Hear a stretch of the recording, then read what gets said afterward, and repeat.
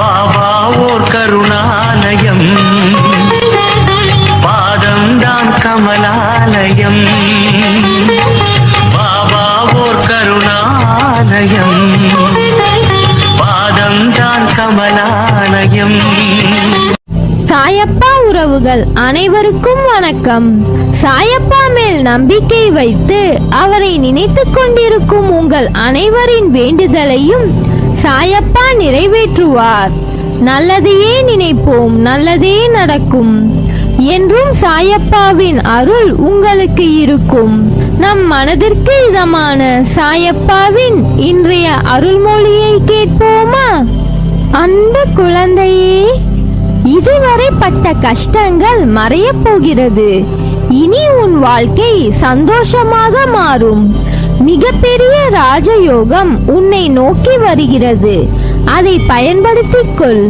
நீ விரும்பும் வாழ்க்கையை வாழப் போகிறாய். அதனால் மற்றவர்களை பற்றிய எண்ணங்களை விடு. யார் உனக்கு துன்பத்தை கொடுத்தாரோ அவர் இன்றைக்கு நிச்சயம் நன்றாக இருப்பதை போன்ற தோற்றம் உனக்கு தெரியும். அதை பார்த்து கெட்டதை செய்கிற அனைவரும் நன்றாக இருக்கிறார்கள், நல்லதையே செய்கிற நான் கஷ்டப்படுகிறேன் என எரிச்சலோ கவலையோ படாதே. அவர்கள் காலையில் பூத்து மாலையில் வாடும் பூவை போன்றவர்கள். இப்போது உள்ள மேன்மையிலிருந்து விரைந்து கீழே தள்ளப்படுவார்கள். ஆனால் நீயோ விருட்சத்தை போன்றவர். ஆலமரம் போல நீ ஆழ வேரூன்றி நிற்பாய். நீ ஜெயிக்க பிறந்த குழந்தை. அதனால் மற்றவர்களை பற்றி கவலை கொள்ளாதே. அநேக பேர் உன்னை ஏமாற்ற வந்தாலும் அயர்ந்து போகாதே. எத்தனை இழப்புகள் வந்தாலும் சோர்ந்து போகாதே. உன் மனதிற்குள் நான் ஆழமாக வேர்விட்டிருக்கும் விருட்சம் என்று சொல்லிக்கொள். நீ உண்மையிலேயே விருட்சமாகி மலர்கள் மட்டுமல்ல கனிகளையும் தருவாய். அதன் மூலம் வருகிற நன்மை பலருக்கு பயனாக இருக்கும். நாம் இன்று கஷ்டப்படுவதைப் போலத்தான் நம் எதிரில் இருப்பவரும் ஒரு நாள் துன்பத்தை அனுபவிக்க போகிறார் என்பது உனக்கு தெரிந்துவிட்டால் நிச்சயமாக அவர்கள் மீது கோபப்பட மாட்டாய். அவர்களுக்காக நிச்சயம் பரிதாபப்படுவாய். இன்று நான், நாளை நீ என்று சொல்லிக் கொள்வாய். உனக்கு தவறு இழைத்தவரை பார்க்கும் போது இவரும் தண்டனைக்கு தயாராகிறார் என்பதை தெளிவாக தெரிந்து அவர்களுக்காக பரிதாபப்படு. எந்த சூழ்நிலையிலும் நீ பாதிக்கப்பட மாட்டாய். வாழ்க்கையில் பிறப்பு இறப்பு என்ற இரண்டு பக்கத்திற்குள் அன்பு, பரிவு, இரக்கம், மன்னிப்பு, கோபம், வெறுப்பு, விரோதம் என எத்தனை உணர்வுகள்! இந்த சூழ்நிலைகளுக்கு நடுவில் 1000 உறவுகள் நம்மை சுற்றி வலம் வருகிறார்கள். அம்மா, அப்பா, அக்கா, தம்பி என பல உறவுகள். அவர்கள் உன்னுடைய ஒவ்வொரு ஜென்மத்திலும் வெவ்வேறு ரூபங்களான ஆன்மாக்களாய் வருகிறார்கள். உன் பிறப்பிலும் இறப்பிலும் உன்னுடன் யாரும் வரப்போவதில்லை. அதை போலவேதான் மற்றவர்களுக்கும் என்பது உலக நியதி. அப்படி இருக்கையில் வாழும் நாட்களில் ஒருவர் மீது ஏன் அன்பு வருகிறது, ஏன் கோபம் வருகிறது என்பதுதானே உன் கேள்வி. நீ ஒரு கற்கள் நிறைந்த வழியில் நடக்கிறாய். அப்படி நீ போகும்போது ஒரு கல்லால் உன் காலில் அடிபட்டு விடுகிறது. அது உனக்கு வலிக்கிறது. அந்த கல்லை யாரும் காலில் படாதவாறு ஓரமாக ஒரு இடத்தில் போட்டு உன் வழியில் நடக்கிறாய். இது வாழ்க்கையை பற்றிய ஒரு புரிதல். நீ பெற்ற வழியை மற்றவர் அனுபவிக்க கூடாது என்று. நீ போகும் பாதையில் முட்கள் இருக்கிறது, அதை கவனித்துக் கொள்கிறாய். உன் காலில் காயம் படவில்லை, இருந்தாலும் அங்கே மற்றவரும் செல்லலாம். அவர்கள் கால்களை காயப்படுத்திவிடக் கூடாது என்று அதை ஒரு ஓரமாக வைக்கிறாய். இவற்றின் மூலமாகத்தான் வாழ்க்கையின் உண்மையான அர்த்தங்களை எந்த அளவிற்கு புரிந்து கொண்டுள்ளனர் என்று தெரியும். வலித்தால் அதை உணர்ந்து மற்றவர்களுக்கும் அது வரக்கூடாது என்றும், கண்ணில் பட்டது மற்றவரை காயப்படுத்தும் என்று உணர்ந்து அதை ஓரமாக வைக்கிறாய். அவர்கள் மனதால் அன்பை நேசிப்பவர்களாக இருப்பார்கள். நீயும் அப்படிப்பட்டவன்தான்.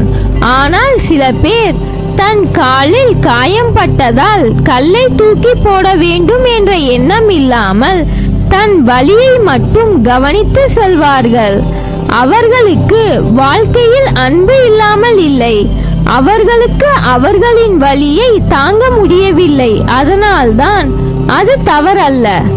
ஆனால் முட்களை பார்த்தும் அந்த இடத்தில் இருந்து அதை எடுக்காமல் கடந்து செல்லும் உள்ளத்திற்கு தான் அதிகம் அன்பை பற்றியும் வாழ்க்கை பற்றியும் புரிதல் வேண்டும். இவைகளை நான் உனக்கு கூறுவதற்கு காரணம், கடவுள் படைத்த அனைத்திற்கும் காரணம் உண்டு. அவற்றுள் மிக புண்ணியமாய் கருதப்படுவது மனித இனம். ஓர் உயிரின் பிறப்பும் இறப்பும் மனிதர்கள் கையில் இல்லை, எல்லாம் கடவுள் கையில்தான்.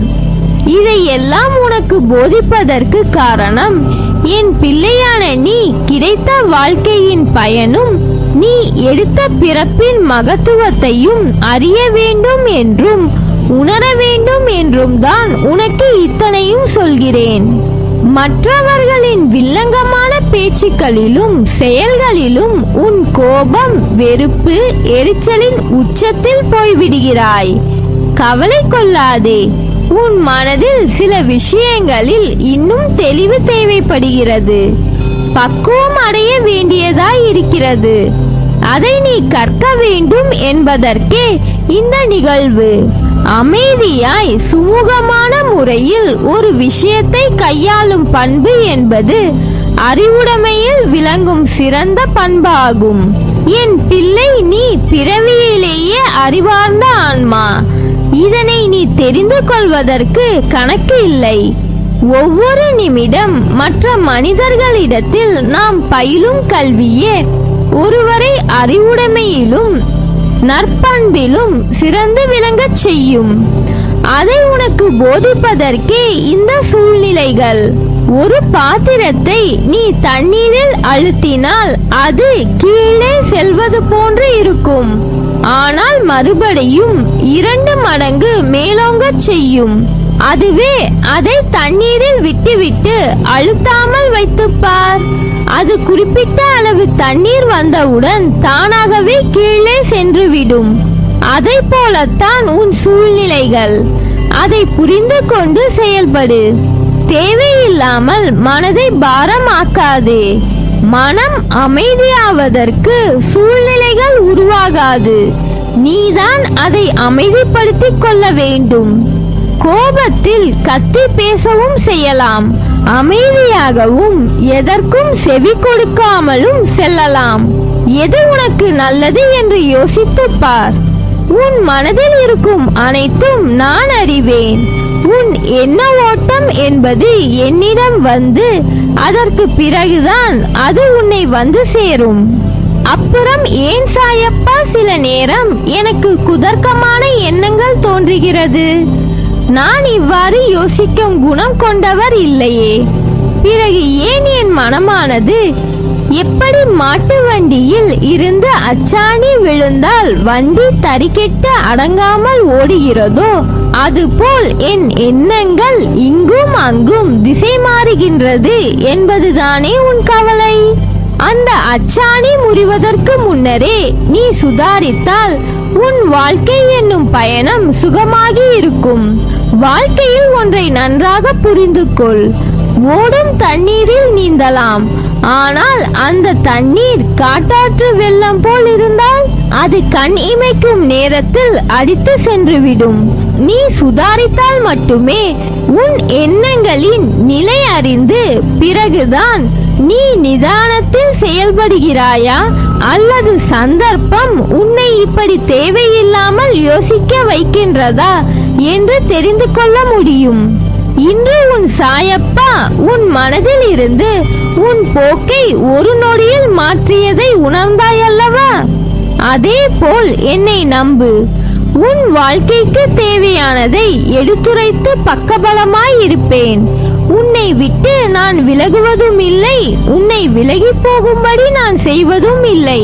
உன் அம்மாவாக அப்பாவாக உன்னை என் நெஞ்சில் வைத்து காப்பேன். எதற்கும் பயப்படாதே, கலங்காதே. உன்னில் நிச்சயம் வெற்றி என்ற தீபத்தை நான் ஏற்றுவேன். நீ உன்னில் பார்க்கும் அனைத்துமாய் அகிலத்தின் ரூபமாய் உனக்கு நான் இருப்பேன். நல்லதே நடக்கும். நீ என் பரிபூர்ண அருளும் ஆசீர்வாதமும் அன்பும் பெற்ற என் செல்ல பிள்ளை.